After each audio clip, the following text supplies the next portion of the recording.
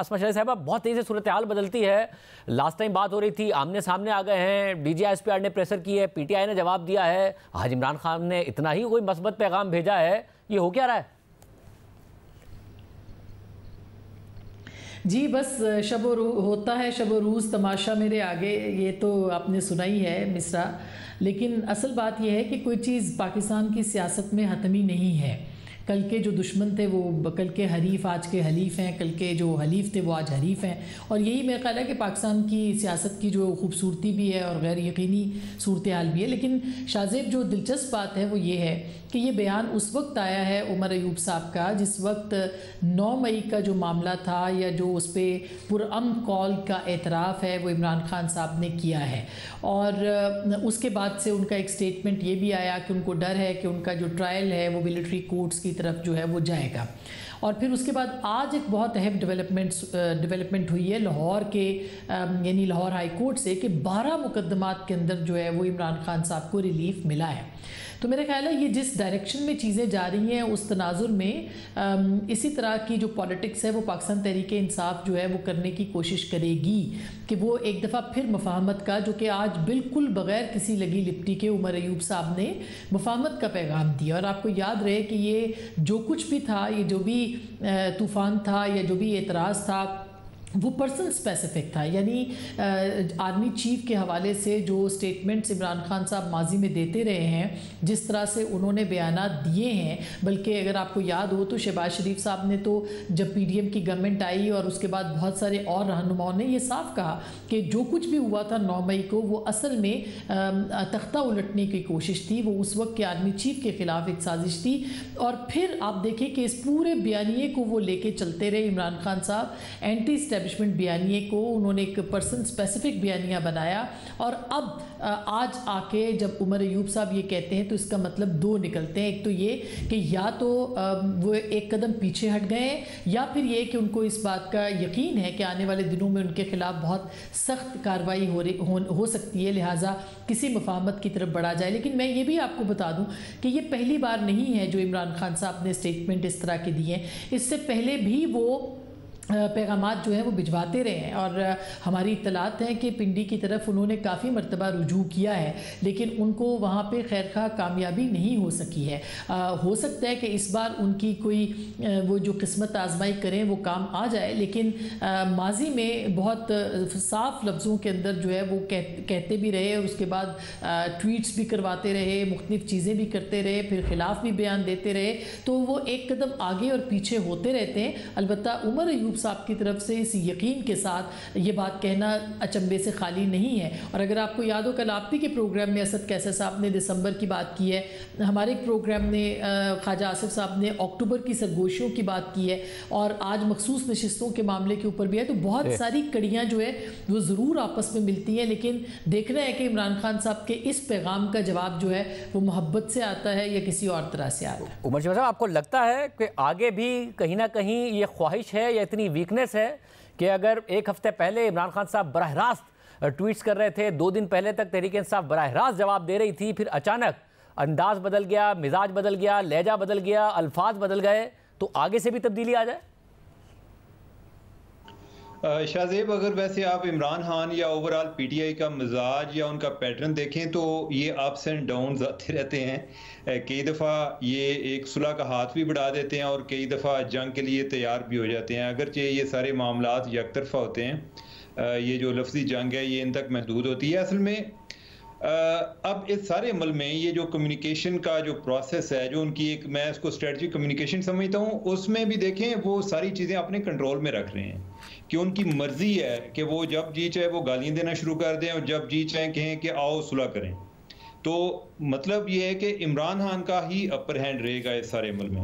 दूसरा ये है कि वो ये मैसेज दे रहे हैं कि देखें ये जो बाकी हैं गवर्नमेंट पार्टियां, ये सारे फारिग लोग हैं, हमारा आपस में एक ताल्लुक बनता है, मैं एक पॉपुलर लीडर हूँ, आप एक मजबूत अदारा हैं, तो हमें एक दूसरे की ज़रूरत है, तो हमें मिल बैठना चाहिए। ये छोड़ें बाहर, ये जो बाकी लोग हैं इनके साथ दोस्तियां करने का फ़ायदा नहीं है। मैं जो आपको चाहिए, एक अवामी पजीराई चाहिए, वो मैं आपको फ्राहम कर सकता हूँ। आगे उनको क्या जवाब मिलता है, मेरे ख्याल है कि एतमाद का खसारा बहुत ज़्यादा है। मेरा नहीं ख्याल कि कोई ये जिस अंदाज में ये जो इनकी मतलून मजाजी है कि पल में तोला पल में माशा, आज कुछ बयान कल कुछ बयान, इस तरह के बंदे पर एतमाद किया जा सकता है अनलेस के दरमियान में कोई ऐसा गारंटर हो जो कोई जामन हो। इनके केस में कोई जामन है नहीं। अब यह है कि ओवरऑल जो सिचुएशन है वो एक डेडलॉक का शिकार है कि पीटीआई जो है वो भी अपने तमाम हरबे इस्तेमाल कर चुकी है, लेकिन उनके पास एक पॉपुलैरिटी है लेकिन उनके पास इख्तियार नहीं है। दूसरी तरफ यह है कि इस्टेब्लिशमेंट के पास इख्तियार है लेकिन उनके पास अवामी पजीराई नहीं है। तो लेकिन इस सारे अमल के बावजूद उन दोनों का मिलना मुझे बहुत मुश्किल लग रहा है, क्योंकि जो ये जो एक ट्रस्ट डेफिसिट है और वो एक दूसरे को ऑलरेडी जानते हैं, उनको एक दूसरे का ऑलरेडी तजुर्बा है।